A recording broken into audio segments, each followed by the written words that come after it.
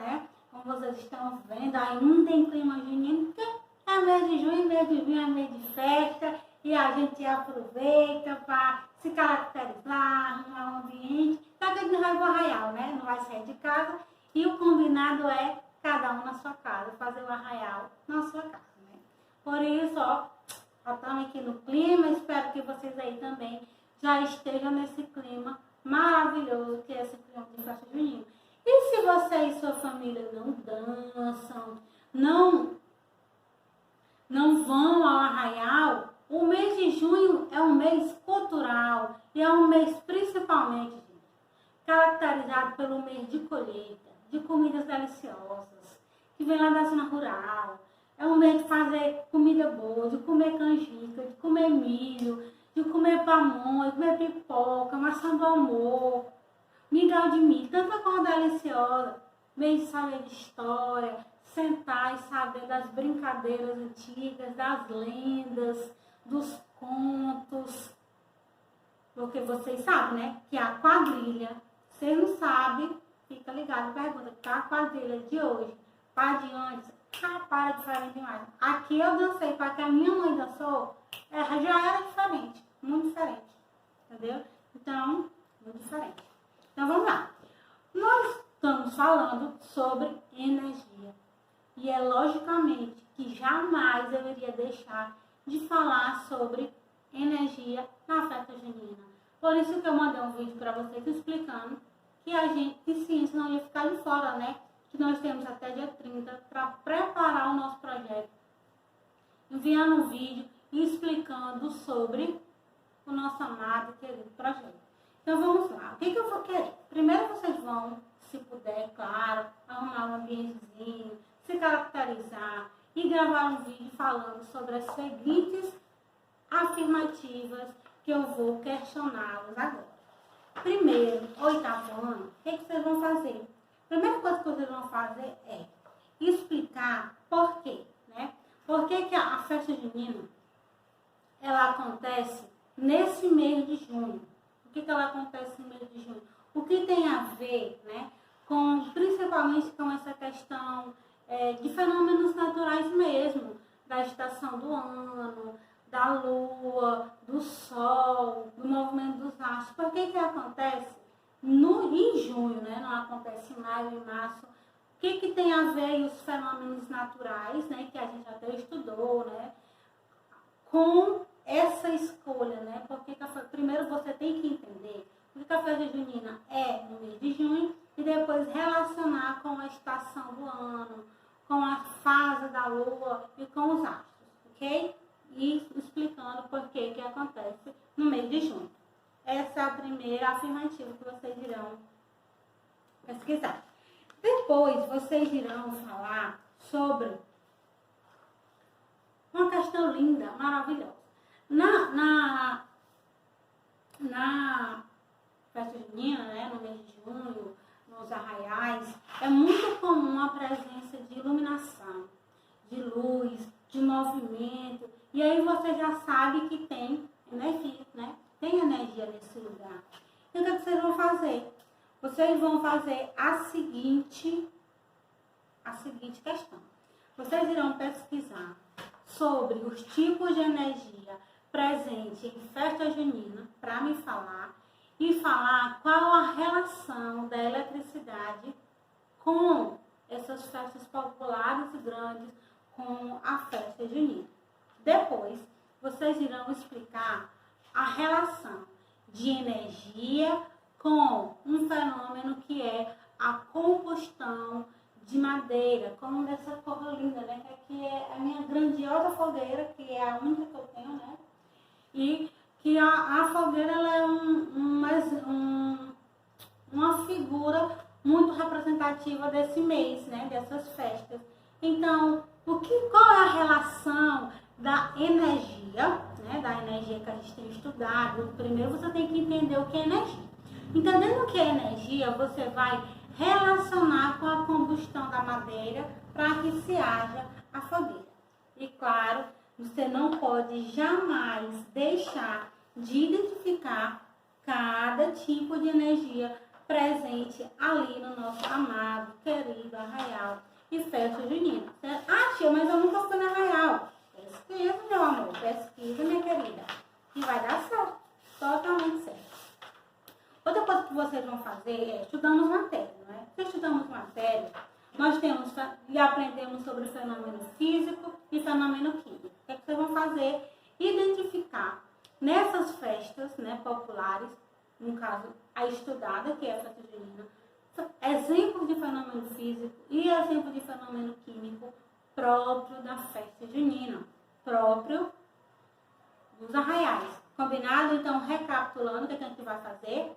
Nós vamos pesquisar por que a festa junina acontece nessa época, no mês de junho, e como que os astros influenciam nessa festividade, como que eles influenciaram para que essa festividade acontecesse no mês de junho.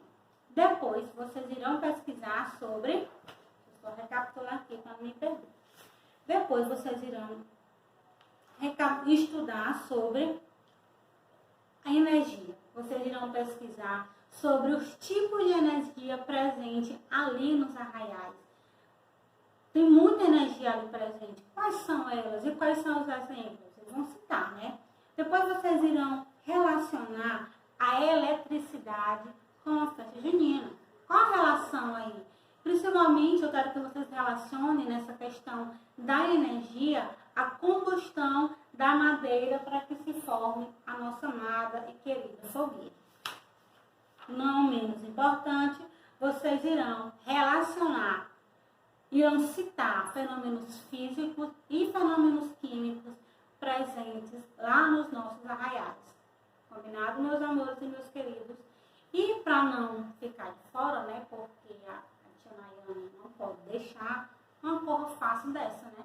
Eu quero que vocês me expliquem também uma coisa que tem muito na festa junina, além dessa questão da combustão, que é uma questão interessante.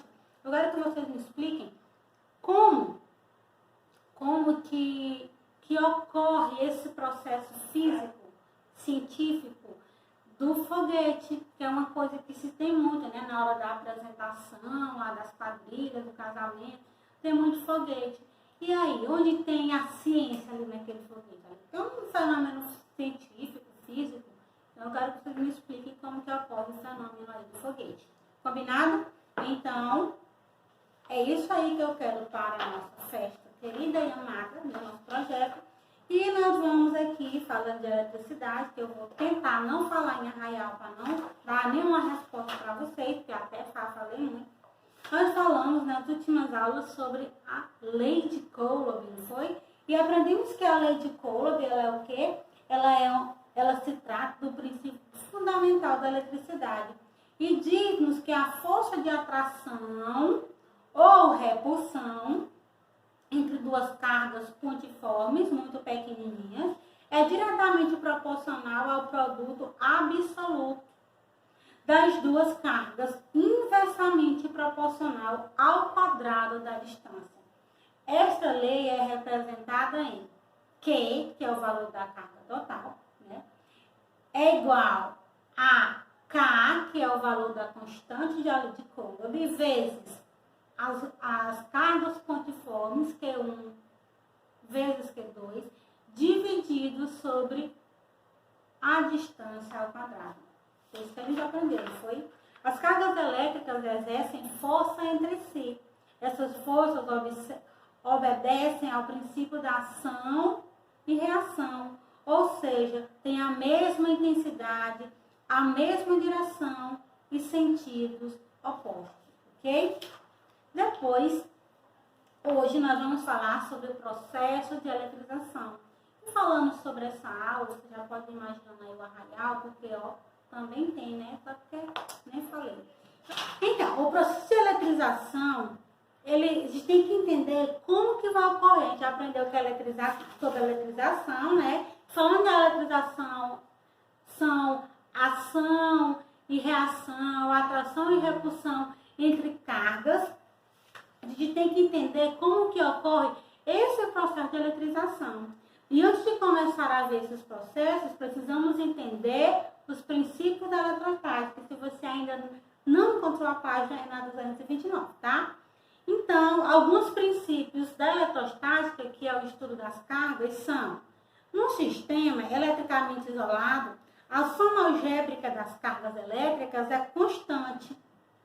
Ela é constante, ou seja, o número de cargas elétricas adquirido por um corpo é igual ao número da carga elétrica perdido pelo outro. Se ela é constante, ela se mantém com a mesma quantidade de carga. Por isso que ele fala aqui, ó, que o número de cargas elétricas adquirido por um corpo é igual ao número de carga elétrica perdido pelo outro corpo, certo? Por isso que esse número é igual ao que foi perdido, porque para manter essa carga constante, certo?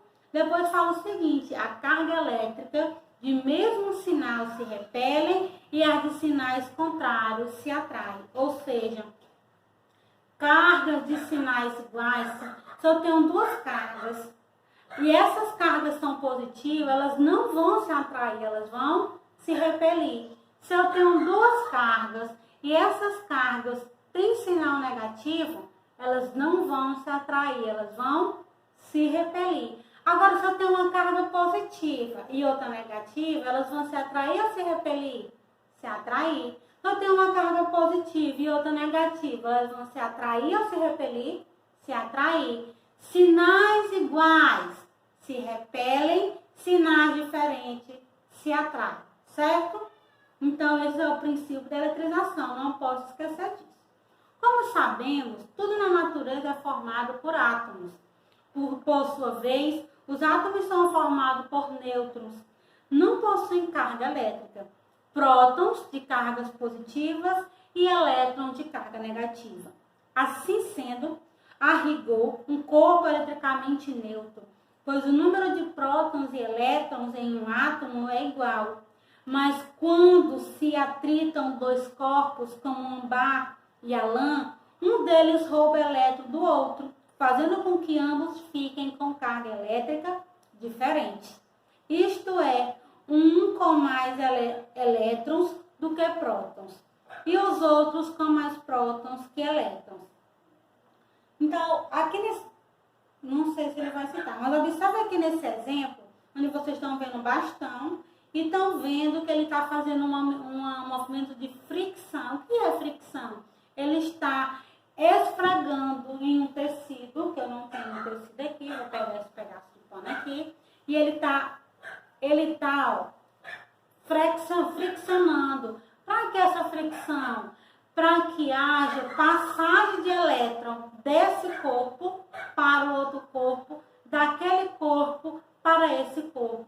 Então, isso aqui é um processo de eletrização. Esse lápis aqui, ele tem a mesma quantidade de elétrons e prótons. Esse tecido aqui tem a mesma quantidade de elétrons e prótons.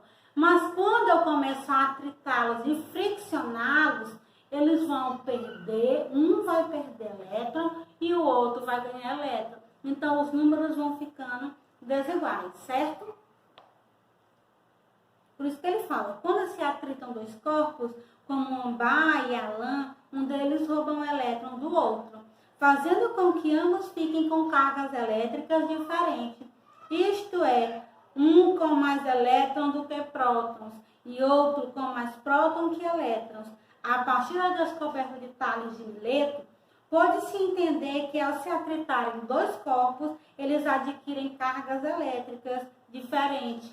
Mas essa não é a única maneira de se eletrizar um corpo. Um corpo pode ser eletrizado de três maneiras: por atrito, por contato ou por indução. Quando atritamos dois corpos quaisquer, pode ser que haja passagem de elétrons de um corpo para o outro. Assim, eles adquirem cargas opostas. O que fica com maior número de elétrons terá uma carga total negativa e o outro uma carga total positiva. Portanto, na eletrização por atrito, vale lembrar, dois corpos que são atritados ficam carregados com cargas iguais, mas de sinais contrários. A eletrização por contato Acontece quando colocamos em contato dois corpos, um eletrizado e outro não. Note que só haverá eletrização de corpo se ao menos um deles estiver eletrizado. Isto é, um com carga total não nula. Dois corpos nulos não vai ter eletricidade, né? Se encostarmos dois corpos neutros, o sistema continuará neutro. Observe na imagem a 230. Nós temos uma bola e nessa bola está cheio de sinalzinho de mais. Então quer dizer que essa bola azul ela tem carga o quê? Positiva, prótons. Observe que a outra laranja,